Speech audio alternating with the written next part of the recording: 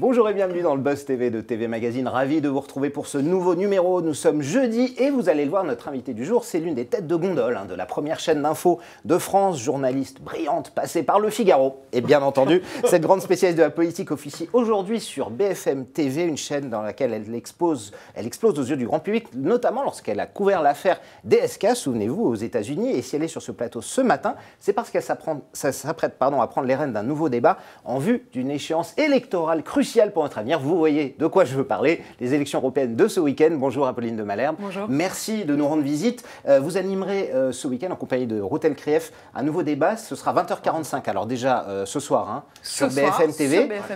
Ces derniers mois, évidemment, force est de constater qu'il y a eu d'innombrables discussions de ce genre qui ont été organisées à la télévision. Sur BFM TV, LCI, CNews ou encore, c'était hier soir, je crois, sur France 2. Est-ce que les têtes de liste vont avoir encore des choses à dire ce soir pour votre débat? Ils ont gardé le meilleur pour la fin, j'espère. Je pense que oui, et j'espère que oui, parce qu'il y a quand même une grande dose de Français qui ne sont pas encore sûrs d'aller voter. Et donc, on se dit que ce soir, à 3 jours du vote, c'est le moment où ils vont se dire, bah tiens, il faut vraiment que je me détermine ce soir, il faut comprendre. Et c'est d'ailleurs comme ça qu'on a imaginé ce débat de ce soir, c'est-à-dire vraiment dans la clarté, sans artifice, qu'ils puissent exposer ce qu'ils ont, ce qu'ils proposent aux Français, et puis ce qui les distingue des uns des autres, parce que vous le savez, ils sont quand même très nombreux. Ils sont très nombreux, ils sont combien sur votre plateau? Alors sur notre plateau, ils seront 11, et on est les seuls à les faire débattre vraiment les 11 tous ensemble. Ils seront traités absolument à égalité. On estime que ce n'est pas nous les juges, c'est les Français, et que c'est à eux de décider qui doit prendre la tête ou non. Et on verra évidemment comment ça s'est passé, parce qu'il y a beaucoup de gens qui ne sont pas là, qui ne sont pas sur les débats, qui demandent à être invités. Apolline de Malherbe va tout vous raconter dans quelques instants. On est en direct sur Figaro Live, sur tvmac.com et sur la page Facebook de TV Magazine, sur laquelle vous pouvez lui poser, bien entendu, toutes vos questions. Qu'attendez-vous du débat de ce soir? Est-ce que vous êtes déjà décidé pour les élections européennes? Êtes-vous des fidèles de BFM Politique? Regardez-vous ces émissions? Est-ce que vous appréciez Apolline de Malherbe ou pas? Vous avez droit à des critiques, on n'en a jamais. Donc je le propose, bien entendu. Vous posez toutes vos questions et tous vos commentaires et elle y répondra évidemment après les news médias de Damien Canivez. Salut Damien. Salut Nicolas, bonjour Apolline. On démarre tout de suite avec les audiences d'hier soir, politique, magazine, fiction. Il y avait un peu de tout hier soir. Quelle chaîne a gagné? Alors une fois encore, c'est TF1 qui caracole en tête du classement avec la suite de la 15e saison de Grey's Anatomy. La fiction américaine portée par Hélène Pompeo a fédéré 3,5 millions de fidèles, soit 17,1% de part d'audience. 1 million de téléspectateurs plus bas. Eh bien on retrouve France 3 qui rediffusait un numéro de Déraciné des ailes. France 2 parvient à atteindre le podium grâce à l'émission politique diffusée en simultané sur France Inter. Alors le débat organisé à l'occasion des élections européennes n'a pas forcément passionné les foules. Vu le score, 1,5 million de citoyens ont assisté à ces discussions arbitrées par Thomas Soto et Alexandra Ben Saïd. Et enfin, on termine avec M6 qui cale au pied du podium malgré une programmation assez opportune. On vous le rappelle, face aux multiples rebondissements dans l'affaire Vincent Lambert. Et oui, effectivement, très opportuniste. Et ça n'a pas forcément fonctionné parce qu'on rappelle que ce numéro consacré à la fin de vie de Dossier Tabou a été ravancé. Il était initialement programmé en juin. Et face aux multiples rebondissements de l'affaire Vincent Lambert, eh bien, il a rassemblé 1,5 million de téléspectateurs, 7,2% du public, donc c'est une petite déception. Et on rappelle que ce documentaire de Bernard Verdière sur l'euthanasie était prévu pour la semaine prochaine, programmé dans sa case, et a été avancé avec l'actualité. Vous avez regardé l'émission politique hier soir, Apolline, sur France 2? Oui, quand même, un peu. C'est mon job. 1,5 million de téléspectateurs, c'est pas beaucoup. Ça vous fait pas peur, vous, pour ce soir? Non, absolument pas. D'abord parce que je crois qu'on offre chacun, il y a eu plusieurs débats, et c'est normal, vous le disiez, il y a eu plein de débats. D'abord, il n'y en a pas eu tant que ça, vraiment des débats des européennes. Et comme puis surtout, ça, avec tous les candidats, bien sûr. Hier, il y avait un mélange. Alors, ça peut intéresser certains, mais c'était une émission politique avec des têtes de liste, mais aussi des hommes et des femmes politiques. Il y avait François Bayrou, il y avait Marine Le Pen, il y avait Laurent Wauquiez qui ne se présentent pas à ces élections. Nous, ce soir, on a décidé de n'avoir que des personnes pour qui vous pourrez mettre le bulletin dans l'urne. Les têtes de liste. C'est-à-dire, c'est ceux qui s'engagent personnellement, qui veulent être parlementaires européens, qui sont tête de liste.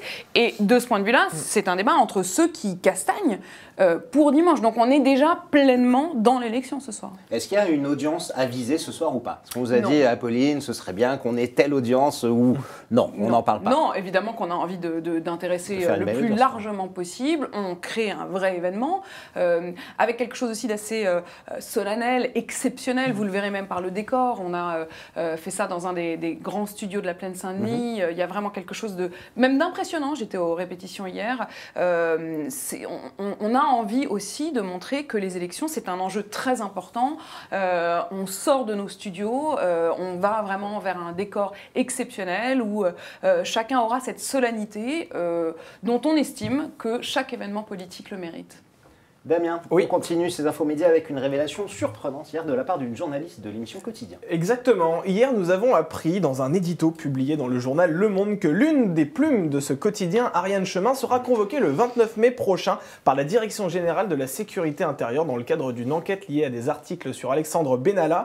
Et hier soir, Valentine Auberti, qui est l'une des journalistes qui travaille pour Quotidien sur TMC, a révélé elle aussi avoir été convoquée par les services secrets français le 15 février dernier. Alors elle travaillait à ce moment-là sur les ventes d'armes françaises à l'Arabie Saoudite et aux Émirats Arabes Unis. Alors l'idée pour elle, c'était de comprendre si ces armes avaient été utilisées dans la guerre au Yémen contre des civils.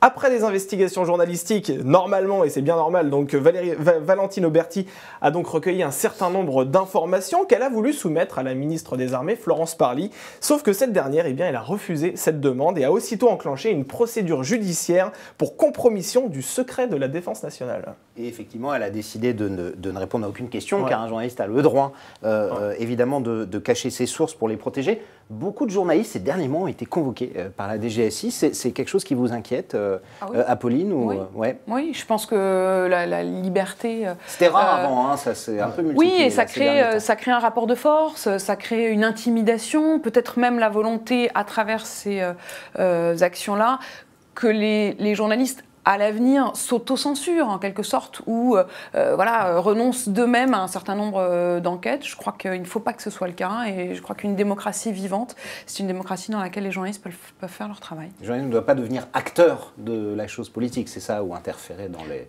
dans Non, ces histoires. à la fois ne pas interférer bien sûr, mais je ne crois pas du tout que c'était le cas en l'occurrence. C'est aussi faire notre travail, mettre les hommes politiques et les responsables devant leurs contradictions. Après, les Bien journalistes doivent aussi respecter bien sûr la sécurité nationale, les enjeux de sécurité, c'est évidemment très important.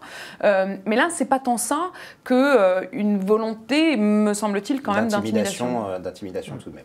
On termine, Damien, Oui. avec une mauvaise nouvelle pour Bilal Hassani. Une Je de crois qu'on plus. avait tout fait samedi parce qu'il avait fini hors du top 10. Qu'est-ce qui lui est Il arrivé? est temps que cette page se tourne, hein, Nicolas, Oui, c'est sûr. l'Eurovision cette année, elles Ouais, étaient pas terribles. malheureusement, c'était pas folichon comme on dit. Le représentant de la France à l'Eurovision donc est arrivé samedi dernier, on le rappelle, 14e du concours de chant européen qui se tenait cette année à Tel Aviv en Israël. Hier, nous avons appris que Bilal Hassani perdait 2 places au classement, tombant ainsi à la 16e place. Voilà la bonne nouvelle. Alors pourquoi le tableau a-t-il été si soudainement bouleversé? Eh bien car les points accordés par la Biélorussie ont été annulés pour un manquement au règlement. L'organisation de l'Eurovision reproche à ce pays d'avoir dévoilé le détail de ses points lors de la première demi-finale. Alors du coup, un cabinet a été mandaté pour établir un résultat de substitution et donc ce nouveau classement. Enfin bref, c'est assez opaque, on n'a pas bien compris. En tout cas, il a perdu 2 places. C'est tout ce qu'on peut vous dire.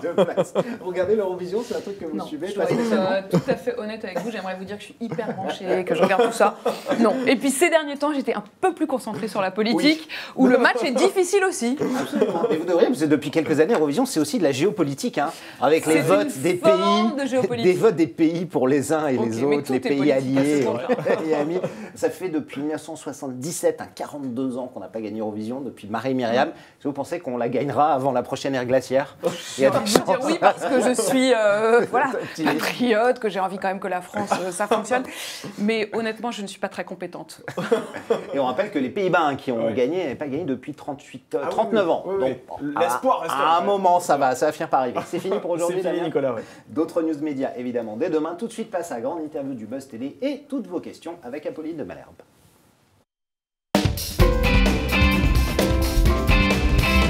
Europe, l'heure du choix, l'ultime débat. C'est pas moi qui le dis, c'est le titre de l'émission politique que vous présenterez ce soir, Apolline, avec Ruth Mais Elkrief. c'est très juste. C'est pour tout à vous fait dire, ça. De fait, c'est l'heure du choix et c'est l'ultime débat. Ce sera à 20h45, évidemment, sur 3 BFM jours du TV. sprint. Canal numéro 15. Déjà, est-ce que vous pouvez nous dire, vous nous avez parlé de 11 personnes, les personnalités conviées ce soir, qui sont-elles et comment vous les avez choisis? Pourquoi vous avez choisi ces personnalités-là? Donc, exclusivement des têtes de liste. Vraiment, ce sont ceux qui se présentent et ceux pour qui les Français pourront voter ou non dimanche. Donc ça, c'était vraiment 30, notre... Ils sont 32 listes, 33... Ils sont 34, 33 peut-être. Vous avez fait quoi, les 11 premiers des sondages, en gros, on a fait les 11 premiers, c'est-à-dire en tenant compte à la fois des résultats de l'élection présidentielle, des sondages, du poids de chaque formation politique, de la réalité aussi des groupes parlementaires. Certains étaient sortants ou pas. Donc voilà, ça fait une alchimie dont on estime qu'elle est bonne, puisque jusqu'à présent, on n'a pas eu vraiment, enfin, il n'y a pas eu de polémique, il n'y a pas eu de débat. Il y en a les 23 non-invités vous ont pas fait des pieds et des mains. D'abord parce qu'on a été très respectueux sur l'ensemble de la campagne. C'est-à-dire que certains, effectivement, on ne pouvait pas les inviter tous ce soir, mais ceux qui n'étaient pas invités ce soir, ils ont quand même été d'une manière ou d'une autre présents sur l'antenne de BFM.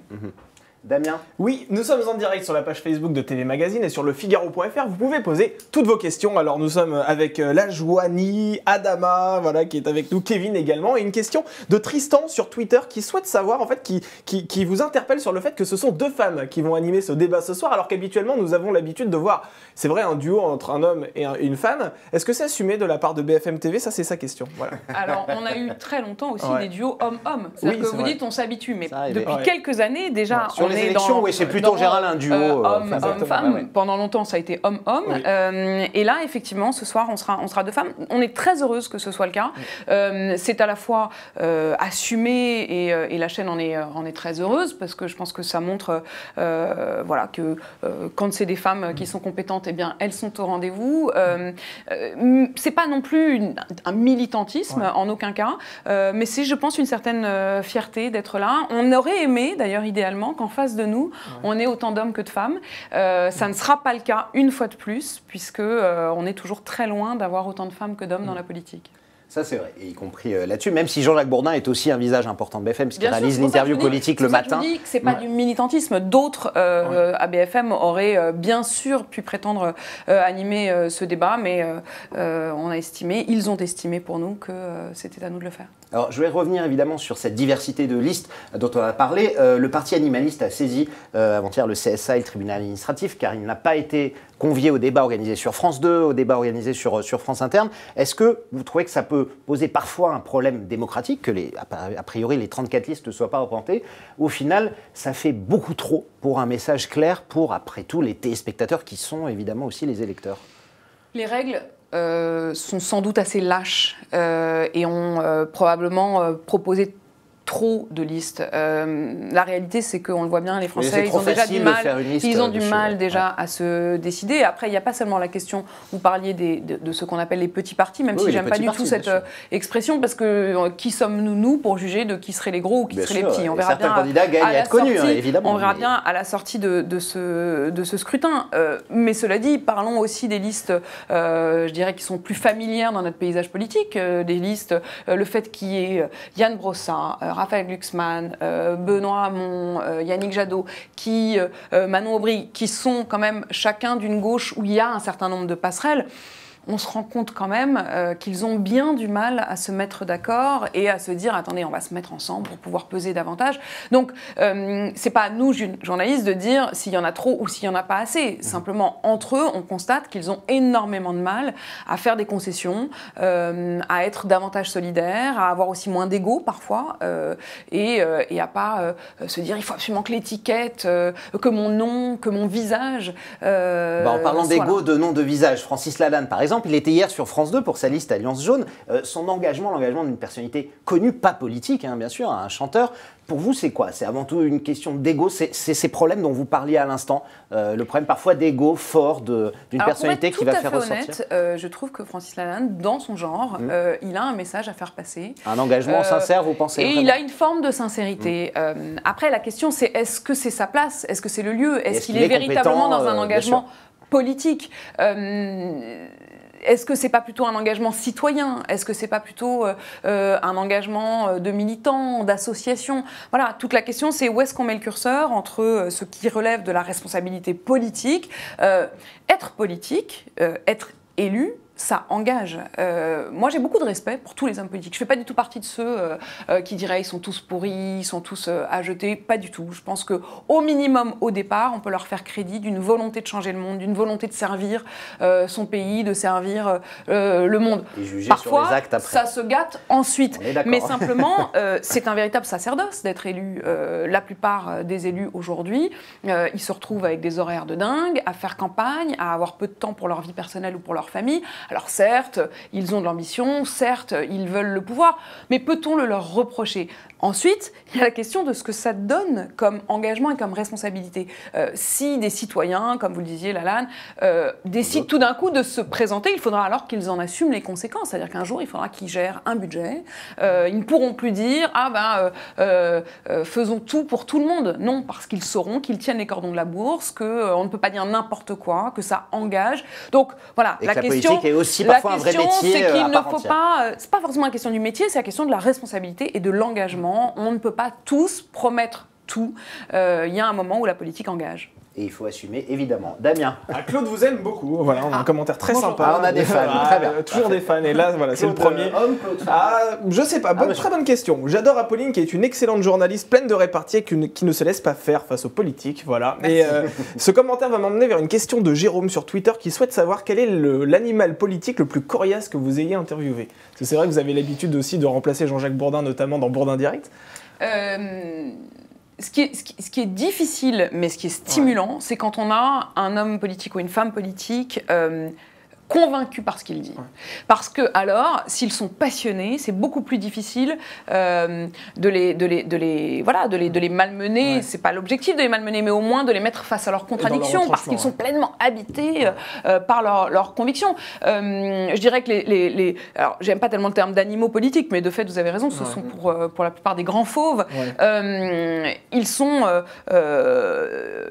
avec des convictions. Marine Le Pen, on le dit souvent, est une personnalité parfois difficile à mettre face à ces contradictions parce qu'elle est capable parfois même de jouer ou de flirter avec le mensonge ou l'approximation ou le fait d'exagérer, mais elle est très passionnée, elle est totalement habitée par ce qu'elle dit. D'autres sont parfois difficiles à malmener aussi parce que ils savent pas très bien où est-ce qu'ils habitent. Et du coup, au fond, quand vous avez face à vous quelqu'un qui est comme du sable que vous prenez et qui s'effrite, j'ai pas forcément d'exemple précis en tête, mais je dirais que quoi qu'il arrive, il faut préparer chaque interview. Et là encore, j'en reviens vraiment à notre obsession à BFM qui est de traiter chacun de la même manière. Chaque interview, je la prépare avec la même exigence, quel que soit le poids objectif ou subjectif de la personne qu'on a en face, quel que soit ce qu'il pèse, parce que je pense que chacun mérite d'être interviewé avec exigence. Est-ce que un jour un homme politique, une femme politique vous a impressionné face à vous, dans ses réponses, dans ses, je ne parle pas en termes de conviction bien sûr, mais vous a impressionné par sa répartie, sa connaissance, voilà. Alors là, ou à l'inverse, je vais vous dire, il y en a certains, il y a des contextes aussi. J'avais suivi la campagne de François Hollande pour BFM TV. Il y avait quelque chose qui m'avait beaucoup intéressé à la fin de cette campagne, c'est que jusqu'au bout, François Hollande, vous pouvez juger le fond, etc., mais il avait envie. C'est-à-dire qu'il était dans une espèce d'énergie, il donnait tout. Le dernier jour de la campagne de 2012, le tout dernier jour de la campagne officielle, le vendredi, Nicolas Sarkozy avait fait un meeting à midi au Sable d'Olonne. Et Nicolas Sarkozy, c'est un énorme animal politique. Vous parliez d'animaux, franchement, il n'y a absolument aucun doute, tout le monde est d'accord. Et pourtant, eh bien, son dernier meeting était à midi, il avait terminé vers 14h, et ensuite il était rentré chez lui à Paris, et alors que la campagne officielle durait jusqu'à minuit, à 14h, on n'avait plus vu Nicolas Sarkozy, c'était fini. Et à l'inverse, François Hollande, il avait fait 2 meetings ce jour-là, je m'en souviens parce que c'était épuisant de devoir traverser la France pour le suivre, et le soir, à 22h, il disait « j'ai encore 2 heures pour vous convaincre », et puis à 23h, il disait « j'ai encore 1 heure pour vous convaincre », et il était sur une estrade, et il continuait jusqu'au bout, et à 23h45, il disait « il me reste 15 minutes pour vous convaincre », et qu'on en pense ce qu'on veut, il y avait une énergie et une envie qui était très forte et qui se distinguait de l'autre qui avait en quelque sorte renoncé. Donc vous voyez, on peut être un animal politique incroyable et puis à un moment ne plus avoir la niaque, ne plus avoir envie. Après, les sondages n'étaient pas très favorables. Et puis à l'inverse, un François Hollande qui sans doute rêvait de se représenter en 2017 et puis qui tout d'un coup a lâché l'affaire, n'a pas eu la force. Et à l'inverse, quelqu'un qui vous a pas forcément déçu, mais par exemple, une des plus grosses, une des pires langues de bois que vous ayez eues ici? Non, il y a eu des moments étranges. Je pense à Nathalie Kosciusko-Morizet quand elle se présentait pour Paris. Souvenez-vous, Oui. C'était vraiment, on se disait, tiens, ça c'est un personnage incroyable. Elle y va, elle est moderne, elle est jeune, etc. En 2014. Et puis je me souviens très bien d'une interview où j'étais sortie et j'avais le sentiment que vraiment elle n'était pas là, quoi. Qu'il y avait quelque chose d'une sorte de... Elle savait plus ce qu'elle voulait faire, elle savait plus. Et là, c'est assez étonnant parce que vous êtes face à quelqu'un dont vous vous dites, tiens, il y a vraiment une partition à jouer. Mais l'interview, du coup, n'existe pas, n'est pas bonne, parce que si vous avez en face de vous quelqu'un qui, en quelque sorte, a renoncé, en fait, je crois que c'est vraiment ça la clé, c'est leur détermination, leur envie, leur volonté. Et indépendamment de ce qu'ils pensent, c'est toujours ça qui fait que l'énergie et la gagne est là ou non. Alors, je vais revenir au débat de ce soir. Avec Ruth Elkay, vous êtes donc face à 11 candidats. Beaucoup de sujets ont déjà été abordés dans les précédents débats. L'agriculture, on a parlé de l'immigration, du diesel. Est-ce que ce soir, avec Ruth Elkay, vous vous êtes fixé des lignes assez claires pour essayer un peu de ne pas partir dans tous les sens, surtout avec 11 personnes? Comment vous allez gérer à la fois cette foigne d'empoire et les sujets que vous avez choisis? Notre règle, c'est d'être le plus concret possible. C'est-à-dire qu'on ne veut pas de la théorie. On ne veut pas juste, est-ce que vous êtes pour les délocalisations ou contre les délocalisations? Est-ce que vous êtes pour les travailleurs détachés ou contre les travailleurs détachés? On veut du concret, on veut des sujets qui nous animent, c'est-à-dire la question de l'emploi en France, les usines qui ferment, la question du SMIC, combien on gagne aujourd'hui. Je vous donne un exemple précis. Tout le monde parle depuis le début de cette campagne d'un SMIC européen. Et on nous dit, tiens, ce serait à 60% du salaire médian ou à 75% du salaire médian. Mais ça vous parle, vous, 75%? Vous savez ce que ça représente en termes de sous? Parce que le salaire médian n'est pas le même. Si vous nous écoutez ce soir, vous le verrez. Parce que nous, on veut parler, on veut dire, plutôt que de dire aux Français, voilà, c'est 60% du salaire médian, on leur dira, c'est 1 545 € ou c'est 1 845 €. C'est-à-dire un chiffre dans lequel on puisse tous se projeter et que l'on puisse le mieux possible comprendre. Damien. Oui, alors il y a beaucoup de questions, on va essayer de toutes les poser, mais il y a une question de Tristan, je viens de la retrouver, toujours sur Twitter, qui souhaite savoir, parce que c'est vrai qu'il existe des passerelles entre le journalisme et le monde de la politique, on a pu le voir notamment avec Claude Sérillon par exemple, qui était présentateur du JT de France 2, qui a rejoint l'équipe de François Hollande. Il aimerait savoir si vous pourriez être une femme politique, est-ce que vous pourriez passer de l'autre côté? Alors ça ne m'a absolument jamais tenté. Et Laurent Saïd aussi récemment, qui était passé dans l'équipe de Macron pendant la campagne. Et pour tout vous dire, je trouve ça même assez attristant dans l'époque dans laquelle on est, où le journaliste, comme l'homme politique d'ailleurs de son côté, ont besoin de montrer qu'ils sont là pour mettre les uns et les autres face à leurs contradictions. Quand on a fait toute une campagne en tant que journaliste en montrant les contradictions des uns et des autres, et qu'ensuite on bascule, ça avait été le cas par exemple du nouveau porte-parole, qui ne l'est plus finalement, tout ça, et c'est vite délité, mais quelqu'un comme Bruno Roger-Petit, et je l'avais dit à l'époque, moi je trouvais ça compliqué quand même de défendre une position qui est d'avoir été soi-disant éditorialiste, commentateur. Très pro-Macron, bien entendu, sur ce qu'il avait fait dans le Challenge. Soi-disant, dans une réflexion de l'autre côté du miroir, dirais-je. Et puis, dès l'élection passée, basculer comme porte-parole, c'est-à-dire devenir celui qui porte la parole de l'homme politique. Moi, je trouve ça même difficile, pas seulement difficile, je trouve ça même assez insupportable, j'imagine, pour nos téléspectateurs, pour les citoyens, que de se dire, attendez, moi j'ai écouté ses commentaires, je me suis dit, tiens, il a des trucs à dire, et puis en fait je réalise que c'était quelqu'un qui travaillait pour Emmanuel Macron. Je trouve ça... Est-ce que ça marche dans votre sens pour vous, Apolline, également? C'est-à-dire une Roselyne Bachelot qui passe à la chronique ou à la télé? Alors, chronique, c'est un peu différent, c'est-à-dire qu'on sait qui elle est, on sait... pour moi, il y a quelque chose de plus assumé, c'est-à-dire qu'on sait qui elle est, on aime ou on n'aime pas, donc mais on sait qui elle est. Donc elle a dit qu'elle ne ferait plus jamais de politique, donc c'était un aller sans retour. Je crois juste que la règle, c'est de dire aux gens, nos objectifs, ce qu'on fait pour être dans une relation de confiance la plus grande possible. Alors évidemment, une autre question très importante que beaucoup d'internautes nous posent, c'est l'actualité des Gilets jaunes qui a largement occupé les pages de votre chaîne BFM TV ces 6 derniers mois. Il y a eu évidemment beaucoup de soucis, il y a eu des soucis en interne, beaucoup de journalistes pensaient que les Gilets jaunes prenaient trop de place à l'antenne. Elisabeth Quint a même dit ici que BFM était devenu un acteur et plus seulement un suiveur des Gilets jaunes. Comment vous avez vécu, vous, tous ces rebondissements avec vous, et pourquoi BFM TV a été autant ciblé par les Parce qu'on est les meilleurs, Par parce qu'on est les défense. premiers. Ouais, c'est ça. Je crois que c'est absolument clair. Christophe Delay nous avait dit la même chose. Il était très en colère, je me souviens. Non, mais moi, je suis pas en colère parce que je pense que cette période est une période où les gens se posent beaucoup de questions. La défiance des Français à l'égard des journalistes. Et je ne vais pas les blâmer de se poser autant de questions. On est dans une période où il y a des doutes, où il y a des crises, où il y a des souffrances. Donc ça, je ne le rejette absolument pas. Cela dit, je pense que BFM TV, on aime détester BFM TV, on aime la regarder. BFM TV, j'ai presque envie de dire, appartient aux Français. C'est-à-dire qu'on est entré dans le salon des Français, on est entré dans les cafés, dans les bistrots des Français, et c'est formidable. Et qu'ils aient donc un avis parce qu'on leur appartient, parce qu'ils ont envie de dire qu'ils nous adorent parfois, ou qu'ils nous détestent, ou qu'ils ne sont pas contents, ou qu'ils nous en veulent. Mais ils vous regardent de toute façon. Mais tout cela veut bien dire qu'ils nous regardent. Au final, mon sentiment, c'est quand même que les Gilets jaunes nous ont beaucoup fait de reproches eux-mêmes, en disant que soi-disant, du coup, on ne les traitait pas mais en interne, il y a eu quand même des soucis. Il y a une vraie défiance de la direction. Mais parce que c'est une. Là encore, je disais que la démocratie doit être vivante, une rédaction aussi doit être vivante. Moi, j'estime qu'il y a certaines choses, d'abord, sur les Gilets jaunes, qu'il faut entendre, y compris sur leur regard, sur la volonté d'être audible, d'avoir une représentation de la France telle qu'elle est. Ensuite, il faut aussi voir ce qu'on a fait, c'est-à-dire que notamment, je pense à deux documents remarquables qui ont été faits par BFM TV. L'un sur la police, ça s'appelait Police au cœur du chaos, qui est un travail vraiment de très très grande qualité qui a été fait par nos équipes de reporters.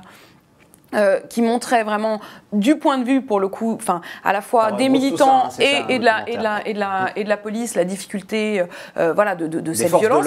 Et puis un travail que j'ai trouvé vraiment revenir aux sources absolues de notre métier, qui est le travail qu'a fait Thomas Misraki, La France dans les yeux. Il a fait un tour de France, notamment des zones rurales, de ce qu'on appelle la France des oubliés, de ceux qui se sont exprimés au tout début sur les ronds-points. Il leur a donné la parole, il a été auprès d'eux, il a essayé de les entendre, de les comprendre, de vraiment faire vivre les difficultés à la fois sociales de toutes ces mères de famille qui se retrouvent seules avec des enfants à bosser, à pas réussir à joindre les deux bouts, à pas s'en sortir. Et ben eux aussi, ils ont eu la parole sur BFM et vraiment, on a été, moi j'estime de ce point de vue-là, vraiment au rendez-vous et j'en suis très fière. Une dernière question à mon conseiller, parce qu'on arrive déjà au bout de cette émission. Marc-Olivier Fogiel va devenir votre nouveau patron, ce sera début juillet, donc à la fin de la saison, il remplacera Hervé Bérou. Que pensez-vous de l'arrivée de Marc-Olivier Fogiel? Ça a été surprise pour pas mal de gens. On rappelle qu'il n'a jamais été dirigeant de chaîne, mais journaliste, animateur de l'émission sur RTL de 18h à 20h. C'est une bonne nouvelle pour BFM, Marc-Olivier Fogiel? Oui, vraiment, moi je suis j'ai hâte, parce que je pense qu'il y a une dynamique de Marc-Olivier Fogiel. D'abord, c'est quelqu'un que moi j'ai même étudié, puisque j'avais écrit un livre en 2007 sur les hommes politiques dans les émissions de divertissement. Pourquoi est-ce qu'elles allaient chez Fogiel, chez Ardisson, chez Drucker.